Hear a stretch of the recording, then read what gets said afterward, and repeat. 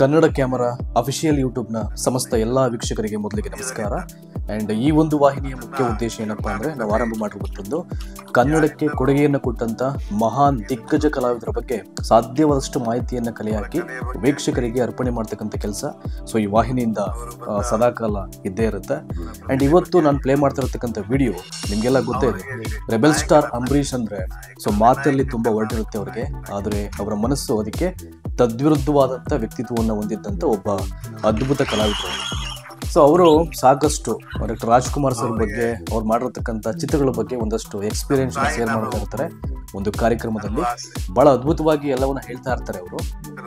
ಆಮೇಲೆ ಇನ್ನೊಂದು rebel star Ambareesh ಅವ್ರ ಬಗ್ಗೆ ಶೂಟಿಂಗ್ ಅಂತಕ್ಕಂಥ ವಿಷಯಗಳು ಬಂದಾಗ ನಿಮ್ಗೆಲ್ಲ ಗೊತ್ತೇ ಇದೆ. ಸೊ ಟೈಮಿಂಗ್ ಬಗ್ಗೆ ಅವರು ಅಷ್ಟು ತಲೆಯನ್ನು ಕೆಡಿಸ್ಕೊತಿರ್ಲಿಲ್ಲ. ಸೊ ಎಲ್ಲರೂ ಇನ್ ಟೈಮಿಗೆ ಬಂದ್ರೆ ಇವರ ಒಂದು ಬರ್ತಕ್ಕಂಥ ಒಂದು ಸಮಯದ ಒಂದು ರೀತಿನೇ ಬಹಳ ಬದಲಾಗಿತ್ತು. ಬಟ್ ತುಂಬಾ ಲೇಟ್ ಆಗಿ ಬರೋರು, ಆರಾಮಾಗಿ ಬರೋರು, ಜಾಲಿಯಾಗಿರೋರು, ಅಂದ್ರೆ ಎಷ್ಟೇ ಯಾವುದೇ ರೀತಿಯ ಭಾಷೆಯಲ್ಲಿ ಒಬ್ಬರನ್ನ ಮಾತಾಡಿಸೋರು ಕೂಡ ಅಟ್ ದ ಸೇಮ್ ಟೈಮ್ ಅದರ 10ರಷ್ಟು ಗೌರವ ಅವ್ರ ಮನಸ್ಸಲ್ಲಿ ಇರ್ತಿತ್ತು ಆ ಕಲಾವಿದ್ರ ಬಗ್ಗೆ.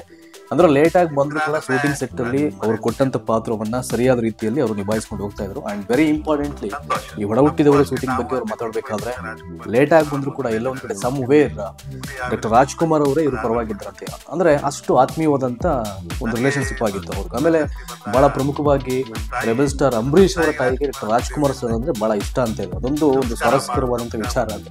ಸೊ ಒಂದು ಪ್ರೋಗ್ರಾಮ್ ಅಲ್ಲಿ ರೆಬೆಲ್ ಸ್ಟಾರ್ ಅಂಬರೀಷ್ ಅವರಿಗೆ ಪ್ರಶಸ್ತಿಯನ್ನು ಕೊಡಬೇಕಾದಂತ ಟೈಮಲ್ಲಿ ರಾಜ್ಕುಮಾರ್ ಸರ್ನ ನೋಡಿದಾಗ ರೆಬೆಲ್ ಸ್ಟಾರ್ ಅಂಬರೀಷ್ ಅವರ ತಾಯೇ ಹೇಳಿರುತ್ತೆ, ಮೊದಲು ಹೋಗ್ಬಿಟ್ಟು ಅವರಿಗೆ ಹಿರಿಯರಿಗೆ ನಮಸ್ಕಾರ ಮಾಡಬೇಕು ಅಂತ.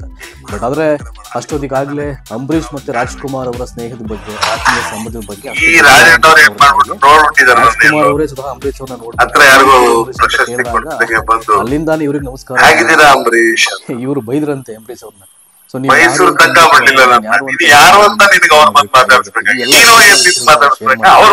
ವಿಡಿಯೋ ಪ್ಲೇ ಮಾಡ್ತೀನಿ ನಿಮ್ಗೆ, ಮಾಡಿ ಕೊನೆವರೆಗೂ ನೋಡಿ. ನಿಮ್ಮ ಸಾಧ್ಯವಾದಷ್ಟು ಎಲ್ಲರಿಗೂ ಶೇರ್ ಮಾಡಿ.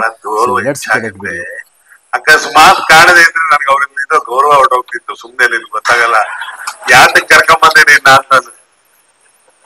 ಹೀಗೆ ಅವರ ನನ್ನ ಬಾಂಧವ್ಯ ವರ್ಧಣ್ಣ ಅವ್ರು ಕೂಡ ಅಷ್ಟು ಹತ್ರದಲ್ಲಿ ಯಾರು ಮಾತಾಡಿದವರು. ರಾಜ್ಕುಮಾರ್ಗೆ ನಾನು ಹೇಳೋರು, ಅವಳ ಹುಟ್ಟಿದವರು ಮಾಡಿದಾಗ ಸ್ವಲ್ಪ ಕೋಪ ಬರುತ್ತೆ. ಆದ್ರೆ ಅವ್ರೇನ್ ಕೋಪ ಬಂದ್ರು ರಾಜ್ಕುಮಾರ್ ಇದ್ರು ನಮ್ ಕಡೆ. ಇವ್ರು ನಿರ್ಮಾಪಕರು, ಅವ್ರ ಕಲಾವಿದ್ರು. ಅವ್ರ ಕಲಾವಿದ್ರಿಗೆ ಸಪೋರ್ಟ್ ಯಾವಾಗ್ಲೂ ಬೆಂಬಲ. ಅಕ್ಕ ಅವ್ರು ಬೈತಾ ಇರೋದು ಬೈಕಲ್ಲಿ ನಮ್ಗೆ ಬೈದ, ಅದಾದ್ರೂ ಊಟ ಕೊಡ್ಲೇಬೇಕಲ್ಲ.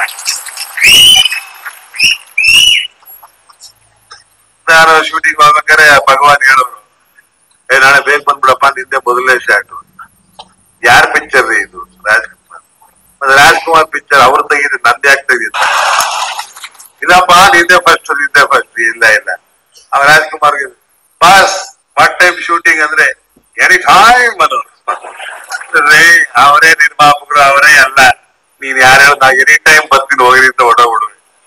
ಈಗಿನ ಹಲವಾರು ಅವರ ಜೊತೆಲಿ ನಡೆದಿದ್ದ ಇಂದ ನಮಗೆ ಈಗಲೇ ಇಲ್ಲಿ ನಡೀತಾ ಇದ್ದಂಗಿದೆ. ಅಂದ್ರೆ ರಾಜಣ್ಣವನ್ನ ನಾವು ಕಳ್ಕೊಂಡಿಲ್ಲ. ಅವರು ಮಾಡಿರೋ, ಅವ್ರು ಕೊಟ್ಟ ಆದರ್ಶಗಳನ್ನ ನಾವು ನಡ್ಸ್ಕೊಂಡು ಹೋಗ್ಬೇಕಾದ್ರೆ ಕಷ್ಟ ಇದೆ. ಆದ್ರೂ ಪ್ರಯತ್ನ ಪಡೋದು ಪ್ರತಿಯೊಬ್ಬ ಕನ್ನಡಿಗನ ಕರ್ತವ್ಯ ಅಂತ ಹೇಳಿದ್ರೆ ತಪ್ಪಾಗೋದಿಲ್ಲ. ಅವರಿಗೆ ಕರ್ನಾಟಕದ ಮೇಲೆ ಅಷ್ಟೊಂದು ಪ್ರೀತಿ, ಕಲೆಯ ಬಗ್ಗೆ ಅಂತೂ ಅವರು ಇಡೀ ಜೀವನ ಇನ್ನೇನು ಹಣ ನೋಡ್ಲಿಲ್ಲ, ಇನ್ನೇನು ನೋಡ್ಲಿಲ್ಲ ಜೀವನದಲ್ಲಿ. ಬರೀ ಕಲೆ ಕಲೆ ಕಲೆ, ಆ ಚಿತ್ರ ಈ ಚಿತ್ರ. ಅಂದ್ರೆ ಒಂದ್ ಸಂತೋಷ ಏನಪ್ಪ, ಮಕ್ಕಳೆಲ್ಲ ಇಷ್ಟು ದೊಡ್ಡ ದೊಡ್ಡ ಕಲಾವಿದರಾದ್ರಲ್ಲ ಅಂತ ಒಂದು ಆಸೆ, ಮಕ್ಳು ನೋಡೋ ಆಸೆ ಇಲ್ಲ. ಅವ್ರ ಆಯ್ತು ತುಂಬಿತು. ಅದರಿಂದ ಕರ್ನಾಟಕದಲ್ಲಿ ಎಲ್ಲಾ ರೀತಿಯಲ್ಲೂ ಇವತ್ತು ನಾನು ನಿಂತಿದ್ದೀನಿ. ಇವತ್ತು ನಾನು ಕರ್ನಾಟಕಕ್ಕೆ ಮೋಸ ಆದ್ರೆ, ದ್ರೋಹ ಆದ್ರೆ ನಾನು ಬರೋದಕ್ಕೆ ಸಿದ್ಧ ಅಂತ ಅವರ ಎಲ್ಲಾ ಏನೇ ಅವರಲ್ಲಿ ಮಾನಸಿಕವಾಗಿ ಇದ್ರೂ